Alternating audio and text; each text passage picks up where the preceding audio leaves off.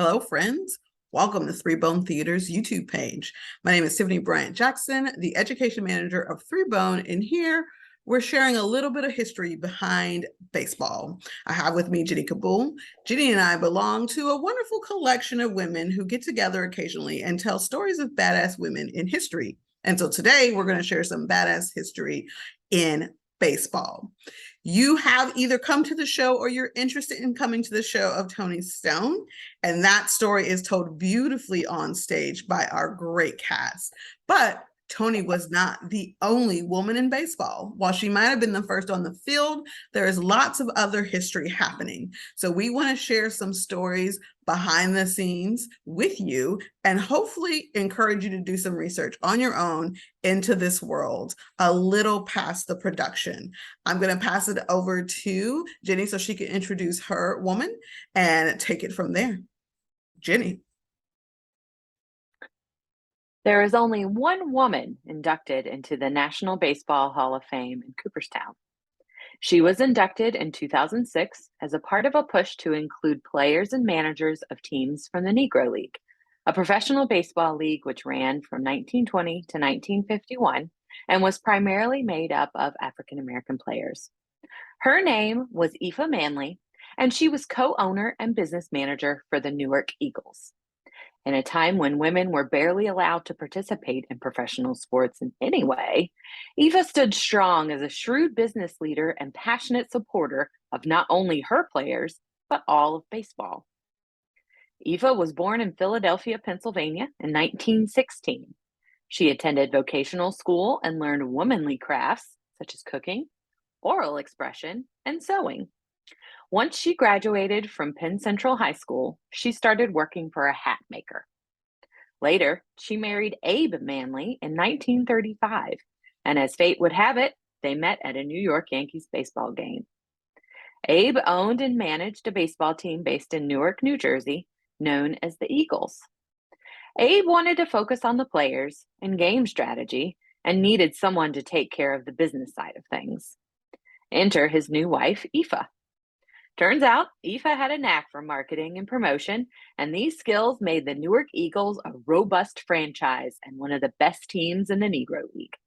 The Eagles roster was made up of some of the most well-known Black players during this time: Larry Doby, Monty Irvin, and Don Newcomb. While serving as the business manager for the team, the Eagles won the league championship in 1946 by defeating the Kansas City Monarchs 4-3. Not only did Eva manage a top-notch professional baseball team, she also passionately advocated for better benefits for her players. The team rode in an air-conditioned bus, and Eva supported player-friendly scheduling and pay.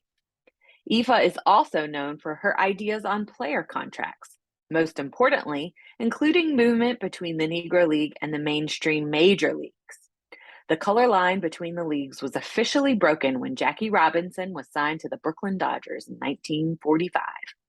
Larry Doby was the second player to transition to the major leagues, and he signed with the Cleveland Indians 11 weeks after Robinson, who was the historic first. Nowadays, it's pretty common for baseball players to have contracts that include salary and other details related to the team.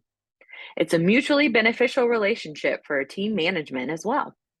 They invest in a player's development and talent. Plus, tickets are bought and sold based on a team's lineup. When Jackie Robinson signed with the Brooklyn Dodgers, he was within the terms of contract with the Kansas City Monarchs, a Negro League team. The management of the Dodgers offered no compensation for Robinson's contract with the Monarchs, something unheard of today. When Larry Doby was scouted by the Cleveland Indians team, Eva demanded fair compensation for his player's contract and ultimately received $10,000 as a buyout of his contract. Queen business manager indeed. Not only did Eva work tirelessly at her job and advocating for her players, she was also a stalwart supporter of civil rights for African Americans. Eva was a member of the Citizens League for Fair Play and coordinated a boycott of stores that wouldn't employ Black clerks. The boycott was successful and resulted in almost 300 stores on 125th Street in New York City changing policy to hire Black workers. She rolled a lot of her activism work into her work with the Eagles. The team held games in support of passing anti-lynching federal legislation.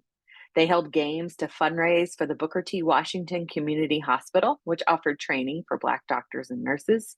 They held games to support Black elk lodges, which was a huge part of the neighborhood social fabric. And IFA also offered free tickets to the city's youth. Through IFA's community work and activism, the Newark Eagles became a tentpole of society. Now, Eva's story cannot be fully told without attention paid to one important factor in her life: her true racial identity. It's not a simple matter to unravel. Socially, politically, and on US Census reports, she identified as a Black woman. However, most historians understand Eva herself to be white. She was raised by her mother, a white woman, and her stepfather, a Black man. Most people assumed those were her biological parents. In 1977, Eva was interviewed for an oral history project coordinated by the University of Kentucky.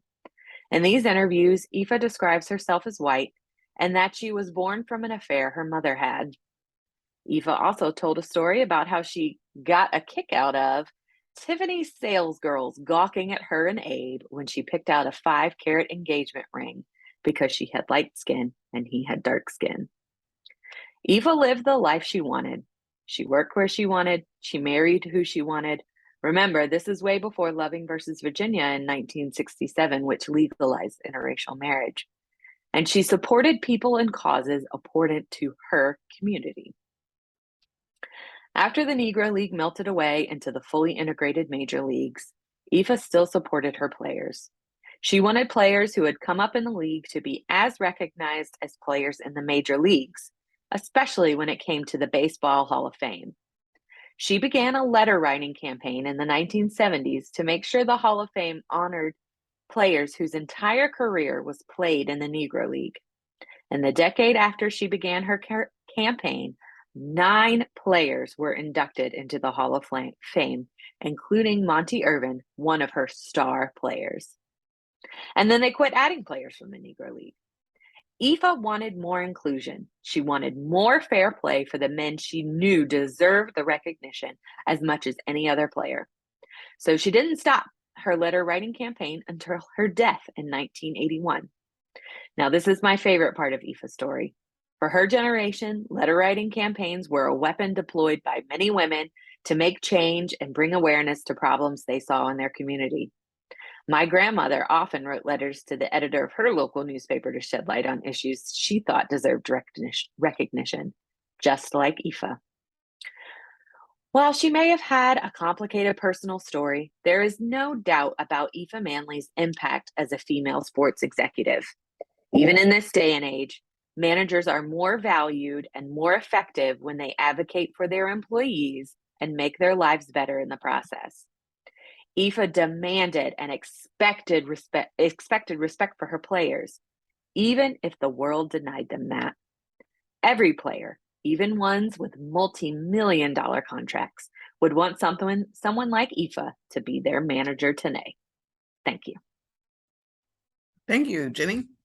That was an interesting story. And as we see, women were on both sides of history during this time. Now, I want to tell you 2 brief stories of women who followed behind Tony on the Indianapolis Clowns. I want to first start out with a little bit of a timeline. In 1953, many of the teams in the Negro League were starting to disband. Once the major leagues started to integrate, there was less and less need for Negro League teams specifically. But the Clowns were one of 4 teams that still remained. And so they worked hard to hold on to their standing as a team. Unfortunately, that meant the introduction of women to their team, while these women were great players, was also a marketing ploy. So we all know the story of Tony. If you don't, make sure you go watch the final performances of the show. But Tony was not the only woman. Tony, we know, broke records, did amazing things on the field, but while she was playing, she noted to her manager, hey, There's room for more of us. They were reluctant to add more women to the field. However, there was a moment where Toni was out and sick, so the clowns added one and only Mammy Peanut Johnson. Now, with a name like Peanut, you have to imagine that she is not a big woman. In fact, she's only 5'3", but she, in fact, is one heck of a pitcher. But let me tell you a little bit of a backstory about Mammy. First, she was indeed born Mammy. That is her actual name. Mammy is a young woman who grew up interested in baseball. She spent her time, as her mother said, throwing rocks at trees, creating impeccable aim. So it was a given skill that she didn't really work that hard for originally. It's just something innate in her that developed over time. As she grew older and graduated high school in 1949, she wanted to play further. She wanted to play for the All-American Girls Professional Baseball League. And for those of you who are into the Netflix series right now, that's the league based from a league of their own. Unfortunately, while the major league teams were integrating, the All-American Girls League was not. So she did not get to show those skills there. But that didn't stop Mammy. She eventually tried out for the Indianapolis Clowns, along with another player that I will mention shortly, in 1953. She played with the team for about 2 years, and during that time, they had an excellent record of 33 wins and only 8 losses. See, add women to the team and you get a little bit of a magic run, right? She was a right-handed pitcher, and though we hear Toni talk about Satchel Paige, it is actually Peanut who had an experience who threw that curveball at Satchel Paige. He's also said to have helped her hone that skill. She was fantastic with a batting average of 262 to 284, but what we know is she only played for 2 years. Yes, 2 years, from the age of 17 to 19. This woman, all of 98 pounds of her, took baseball by storm. There's something fascinating that isn't mentioned much about her that is not what the other women have, but at this time, Mammy was also a mother. Indeed, she was a mother to a young son when she went to play baseball.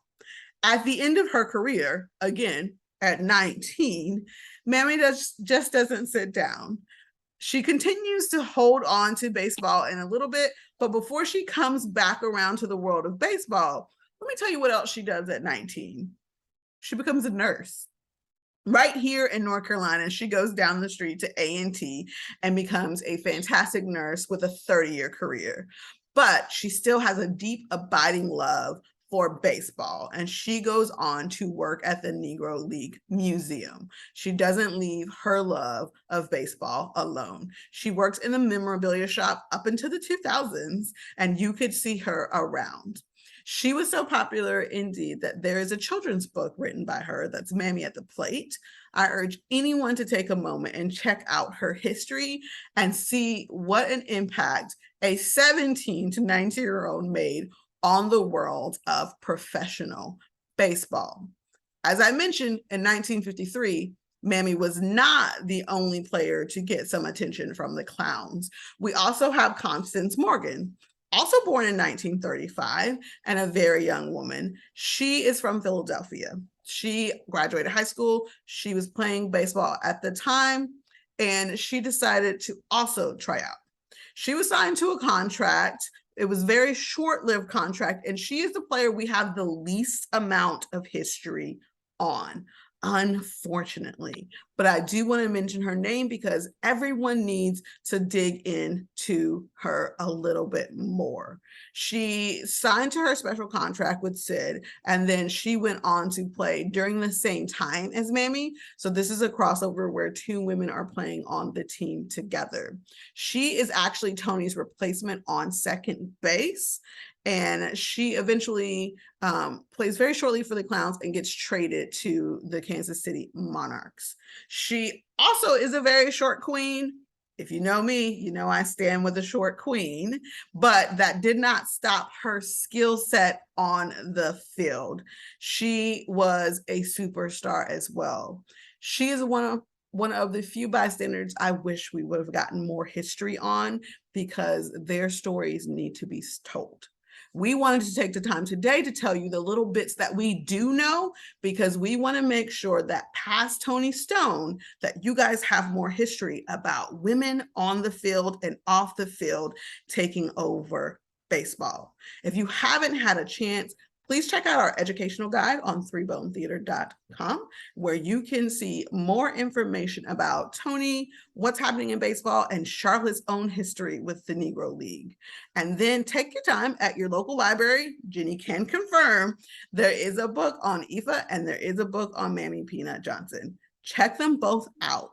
Start your readers young and get into the history now, because these stories need to be told.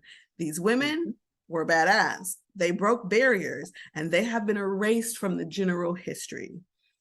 We have heard so much about Jackie Robinson, but he is not the only barrier breaker in the land of baseball. So please join me in giving an applause to Toni, Eva, Mammy, and Constance, because they earned all the respect that those who should earned, even if their story was erased. Thank you guys for joining us. I hope you dig into a little more history behind the scenes. You guys have a good evening.